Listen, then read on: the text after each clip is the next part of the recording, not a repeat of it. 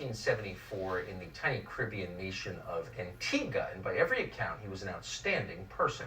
Conrad was the leader of the family, said his brother. We all looked up to him. Aska was certainly a man of deep religious faith, and we know that because his final words in the second before his death were, quote, "Lord, you now have my soul." Imagine saying that as your final sentence. But his death is a scandal. The reason he died is a scandal, and many in the aviation industry know about it, but it is never mentioned in public. So we thought we would tell you because there are lessons in his death for all of us who travel commercially.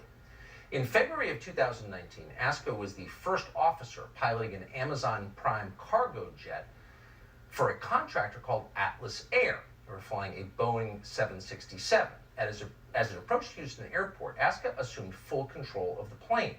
Seconds later, while attempting to apply the speed brakes to land, Aska accidentally pressed a switch that put the plane into go-around mode, and that gave the plane an unexpected jolt of thrust. In response to this unexpected jolt, Aska panicked. Instead of checking his instruments to figure out what was going on, he pushed down hard on the control yoke. He pushed as hard as he could, and then the plane nosedived through the clouds and right into the water. The plane was obliterated on impact. It killed him, his co-pilot, and another pilot who was just hitching a ride. So it was obvious from those facts alone that Conrad Aska, decent man though he was, should not have been in control of an airplane. And his personnel records confirm that strongly. Before he started flying 767s for Amzon and Atlas Air, he had been a pilot for 7 different airlines, including Mesa Airlines. Several instructors at Mesa reported that Aska was often overwhelmed in the cockpit, as he was on the day he died. One pilot later told the NTSB that in emergencies, Aska, quote, became extremely anxious and would start pushing a lot of buttons without thinking about what he was pushing, just to be doing something.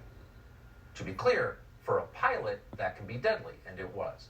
Atlas Air says it was not aware of any of this when it hired Aska.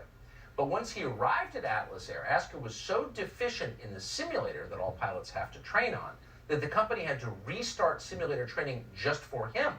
All of his other classmates had graduated. Predictably, in its final report into the Atlas Air crash, the NTSB cited as a cause of the deadly crash the, quote, systemic deficiencies in the aviation industry's selection and performance measurement practices, which failed to address the first officer's aptitude-related deficiencies and maladaptive stress response. By the way, those are things that all airlines and the military screen for and have